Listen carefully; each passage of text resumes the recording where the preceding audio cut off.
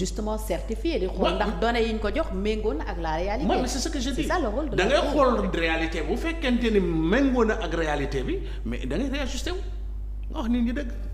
lan moo on ne leur demande pas vraiment donc d'inventer la roue, on leur demande simplement de dire la vérité. de dire la vérité. C'est comme quand ça. Mais Camara, la vérité. Ah. La vérité est déjà dite dans la mesure où dans votre projet 2050, vous avez utilisé ces mêmes données qu'ils sont que vous dites falsifiés et faux. Comment vous allez faire alors? Comment vous allez faire?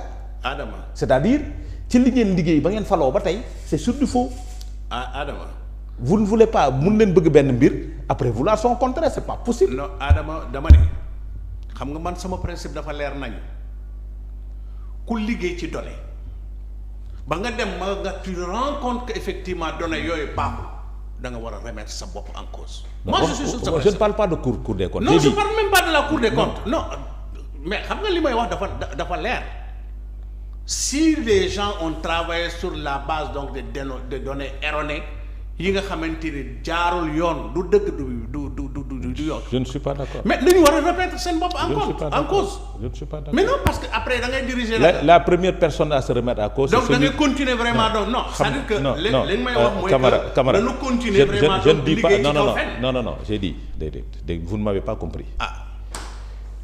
Il y a une personne bu toog ne données yi ñuy jox les chiffres ont été falsifiés et modifiés parce que li ñu déclaré ci dette bi du loolu li ñu déclaré ci déficit budgétaire bi du loolu c'est pas vrai parce que li ñu déclaré moo ëpp li ñu déclaré li ñu def ci dette moo ëpp mais ils ont pris les mêmes chiffres déclarés moom la ñu utiliser seen document c'est-à-dire sur du. kon ba léegi déggoo ma de. non dama ne ki déclaré loolu ñu def déclaration yooyu. mais il doit se remettre en cause. Ah mais kon ce sont les premiers faussaires. Mais non attendez. Non xam nga man fi ma bëgg wax. Non j'ai dit non attends je ne dis dama bëgg nga déglu ma ñu clair ñu wax ci ak xel. Aywa. Ils ont commandité un rapport à l'inspection générale des finances qui dépend du ministère des finances pour auditer les finances de ce pays. IGF s'est rendu compte d'après le Premier ministre que données yi ñu joxe woon les 17 000 milliards de dettes c'est pas ça avoisine les 1000 milliards de dettes.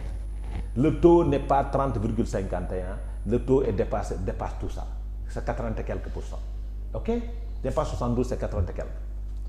Sooy defar document est-ce que normalement Camara da nga war a jël document bi nga xam ni moom lañ la jox wala yow bi nga liggéey ni moom moo baax mooy chiffres yu baax yi nga war ci teg sa tànk pour mën a dem wala da ngay jël fi nga bi nga ne baaxul yow nga liggéey ci. kon dañu waroon xaar ba Cour des comptes certifié ñoom ñu doog a tëgg seen plan. mais je suis d'accord loolu la war a demee ils ne l'ont pas fait ils ont pris les chiffres yi ñu wax dafa ne baaxul erroné parce que modifié par l'État ci dette bi parce que dette bi dañ ne 20 et quelques milliards la ñoom 20 000 milliards la ñoom dettu Sénégal 17 000 milliards yooyu 17 000 milliards yi c'est du faux. parce que am na dette yu ñu déclaré. am na ñu déclaré wul am na déficitu 1600 milliards yoo xamante ne xamuñu fu mu jaar ak nu mu def ba démb bon c'est des questions qu'on se pose moo tax ñu may interroger banque BCEAO 1600 milliards suy dugg Sénégal naka lay def ba dugg Sénégal quoi comment ça va se passer ba wax loolu maintenant déficit bi c'est pas 800 milliards c'est 1600 milliards c'est-à-dire le double mais sur les documents produits nga xam ne ñun agent de l'État du Sénégal ci la ñuy liggéey. mooy la stratégie nationale de développement dans tous les secteurs ci documents yooyu la ñuy liggéey mais on a repris les mêmes chiffres est-ce que ça doit se passer comme ça ne doit pas se passer comme ça du moment où ne nga chiffres yooyu baaxul soo lire le document dans la page 31 tu verras les chiffres yi ñu ne moo faux moo fa nekk nga dem page 101 chiffres yi ñu ne moo faux moo fa nekk donc est-ce que un État qui dit que chiffres yi ñu ma jox baaxul rapport bi wane na am na déficit 1600 milliards et dans le document tu nous parles de déficit de 800 milliards. C'est des limites. man naa tontu. Allez-y. lu simple laa la wax Adama boo ma dégloo xel rek nga jëli dama ne man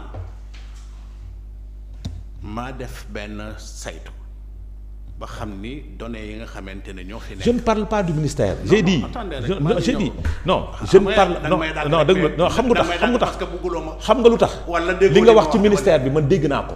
waxuma ci ministère. non j'ai dit waxuma ci ministère. non attends loolu passé naa ko. déglu lu baax li ma dama ne li nga wax sur le ministère dégg naa ko mais un état laa wax xanaa ba ñuy defar seen document yow toogoo bokk ci. ba ne leen les chiffres non dama ne ba ne leen les chiffres que vous avez déclarés faux moom ngeen utiliser. waaw mais Adama soo ma mayee ma nag ma tontu. waaw may ko mu tontu may ko. lu leer nañ laa la wax dama la ne ku déclaré ne chiffre bi dafa faux. waaw nga liggéey ci nga ñëw jël chiffre yooyu liggéey ci waxtu bi nga xamante ni génnee nga vraiment donc ay données vraies ne bii yi nga xamante ni moom la ñu déclaré woon baaxul yow sa jëmm bopp da nga war a remettre sa bopp en cause. mais loolu la wax. xeerut dès le départ. xeerut moo tax déggoo ma. xeerut qui travaille avec des données erronées dès l'instant que moom xam na ni données yi c'est erroné maintenant il doit se remettre en cause et remettre en cause son document. loolu la man ci principe boobu lay dox. je suis d'accord. du ma muur nu mu tuddati malaan ci sama kaw wala ci kaw kenn s'il s'avère que vraiment donc les données ne sont pas correctes. Eh bien donc c'est toute l'architecture là qui doit être remise en cause ñu tëggaat ko. kon nous sommes pourquoi les gens n'ont pas l'honnêteté et la comment on appelle la volonté vraiment donc d'aller vers le vrai. kon nous sommes mal barrés. mais non pas forcément. c'est-à-dire il faut tout reprendre il faut non attends. chacun peut se tromper. non ils se sont pas trompés. non chacun peut se tromper. xam nga tax ma ne la ils se sont pas trompés camarade ils ne se sont pas trompés. Ah. ils ont dit que données yi baaxul données yii moo baax. mais sooy liggéey kay bul liggéey ci données yi baaxul liggéeyal ci données yu baax yi. Adama waxtu bi nga xamante ni stratégie nationale bi. waaw vision 2050. waaw ñi nga xamante ne la ñu commettre. waaw pour ñu def ci liggéey boobu. waaw ak waxtu bi nga xamante ni premier ministre bi di déclarer. waaw les chiffres erronés. est-ce que benn waxtu la. sorewul de. non est-ce que benn waxtu bi la. sorewul non sorewul cabinet bi mi ngi liggéey ci ay données. non le cabinet avait déjà fait le oui mais ouais, c'est justement ça. mi ngi liggéey ci ay données yi nga xamante ne ñoo fi existé et on se rend compte après que vraiment ces données sont erronées. donc vous êtes en train de me dire il faut réajuster. vous êtes en train de me dire que le document n'est pas relu. comment il n'est pas relu. si le document était relu par le premier ministre. waxtu bi nga xamante ni ñu ngi déclarer document bi ñu ngi publier document bi ak waxtu bi nga xamante ne mu ngi koy wax mais non attendez. c'est-à-dire il faut réajuster. c'est-à-dire si réellement. non, les statistiques par essence. non les statistiques par essence. sont des phénomènes yi nga xamante ne dafay itératif. le premier ministre qui a fait la déclaration disant que données yi dafa baaxul les données sont erronées les chiffres sont faux parce que sont été modifiés chiffres yi moo baax il a relu le document final. mais est-ce que boobu je pense que le relire na le document final avant ñu koy publier après ñuy def lancement bi au niveau du truc le président de la République je pense que relire na le document final et seen liggéey ça doit arrimer les travaux de l'IGF parce que ñoom jàpp nañ ni li IGF def moo baax ba ñu def conférence de presse boo wax ni les chiffres sont faux ñoom dañ jàpp loolu ni li IGF wax moo baax ci seen rapport bañ ko liiree ñoom loolu lañ jàpp donc soo jàppee ni loolu moo baax sooy defar document c'est sur cette base là nga koy def. mais document boobu jamono ji nga xamante ni vraiment. il y a une relecture non je pense que balaa ñuy publier. je suis désolé. non attends non. quelle que soit la relecture. non il y a une donnée nouvelle. non y a pas de données nouvelles j'ai dit. pour yow dañu war a xaar Cour des comptes certifié. mais absolument pourquoi nga war a xaar loolu. non j'ai dit. tu dois travailler à montrer aux gens vraiment votre volonté. que lii fii laa jëm. Camara xam nga les données. Camara vous ne pouvez pas sur cette question là. waaw xam nga tax. waaw.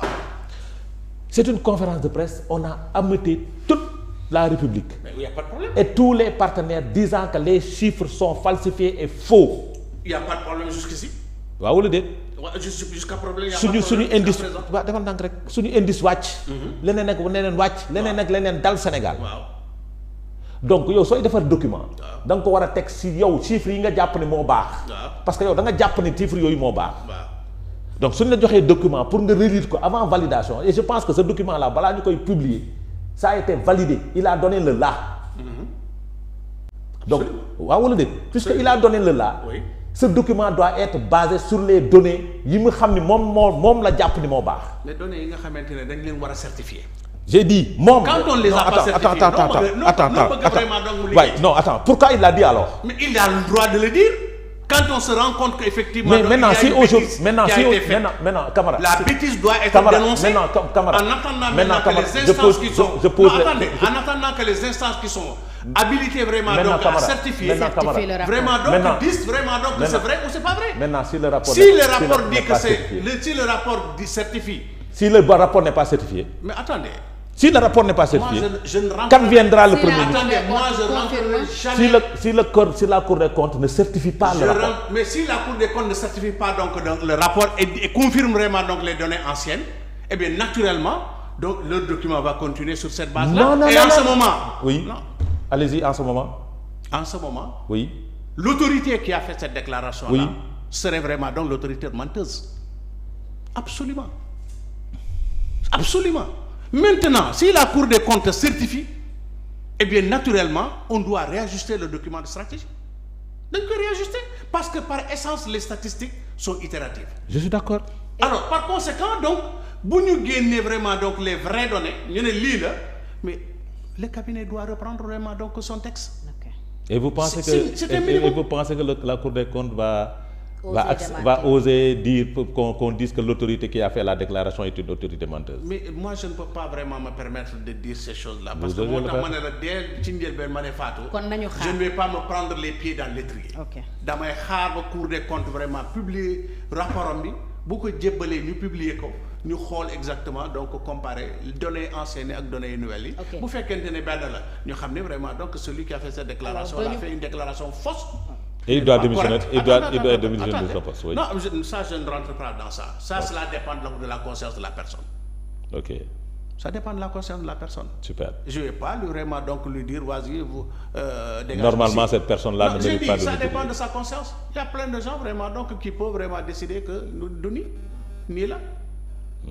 Boudé man la waaw man boudé man la waaw je remets le tablier je m'en vais parce que j'ai dit vraiment donc des contre-vérités à ma nation.